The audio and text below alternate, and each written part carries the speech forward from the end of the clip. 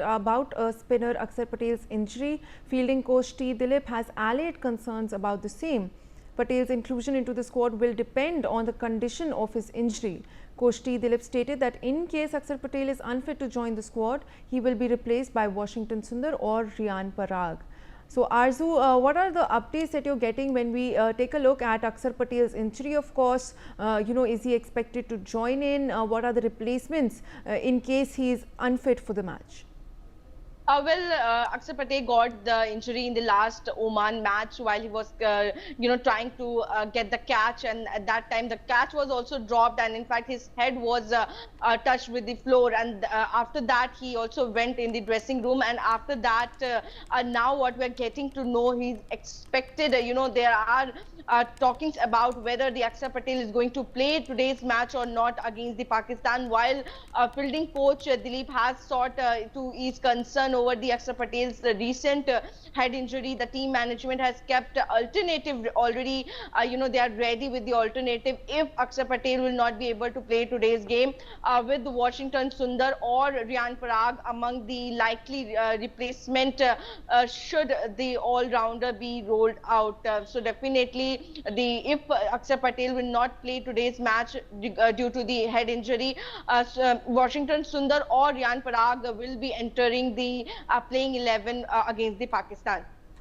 Well, Sunil Yash Kalra is also in fact joining us on the broadcast. Sir, of course, thank you so much for joining us. We are once again looking at a high-profile clash between India and Pakistan.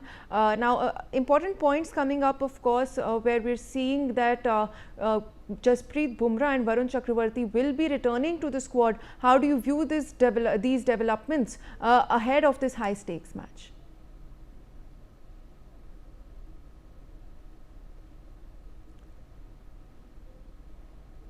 Yes, sir, are you able to hear me?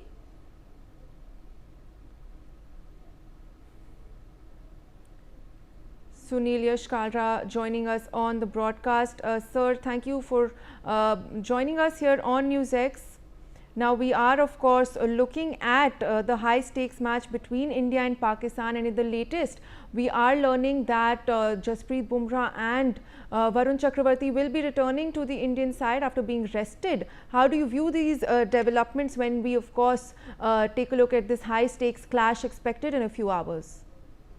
Well, it's thank you for having me on the show. The good part is that you got to play with your top 11 and the best players of the squad, and that's what is happening. Jasprit Bumrah is one of the best players in the world, and Varun Chakravarti is climbed up the ladder of the ICC ranking. So I see it's a good sign. It's a positive thing that they are actually going ahead and getting the best kind of Team 11 going in for this match. You must also realize that this is one of the most high-profile matches that India has. This has got nothing to do with just the points or the table or walking into the finals, but also we've got some other scores to settle. So yeah, there's a lot of stake. Apart from winning, we've got to win with the highest margin, and therefore you've got the best playing squad today available. Well, of course, and we're also taking a look at all-rounder Axar Patel's injury, where his inclusion in the squad is still under scrutiny, is what we're learning. How do you expect that to impact the match as well? Well, when you look at Axar Patel's thing, it was quite a distressing sight when he got onto the field with a concussion kind of a thing. Yes, these things are really problematic, but again, you must realize that these are senior professional pros who are playing at the highest level with great medical facilities and support staff getting onto it. But the concern part is when you get a head concussion and a head injury at the top of the body, it is a slight cause of concern. And I think Axar has had a bad run throughout his career. When you look around his career, he's got some back problems. He had some, leg problems, but he's managed to brave them all and make a comeback to the Indian team. Remember, he was also one of the vice captains of the team at one stage. Yes, but it's a it's a cause of concern. Yes, Malika. Yes, sir. And also, how do you view India's lineup for the match? We took a look at the expected playing 11. What do you think who should India field? Who should be the focus? How can we play to our strengths now ahead of this match with Pakistan?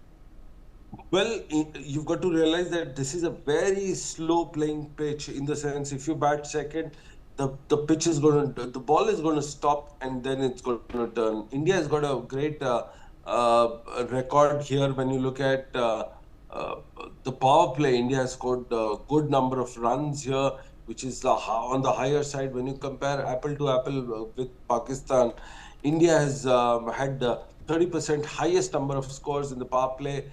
When it comes to playing against Pakistan, India has got is given less number of runs, around 40% less. So when you look at both the things together, India seems to be in a better place. The bowling, batting, and the other part is fielding. Yes, when you have a guy like Sanju Samson looking at with a Hawkeye vision on the field, then things really, they get in a good input to Surya Kumar Yadav, who's the skipper at this point of time for this tournament. So yeah, there's a lot of experience happening. If I were to give you one bamboozle our viewers with one stat, it will be Surya Kumar Yadav and Sanjeev Samson. Between them, they're like around 67% of the experience. If you were to count the entire Pakistan's team's experience vis-a-vis just the two players, they've got 67%. So, yeah, India seems to have the experience, the gut, the winning capability, and also India has got the overall bench strength to make it possible and make a winning spree in the run up to the finals today already.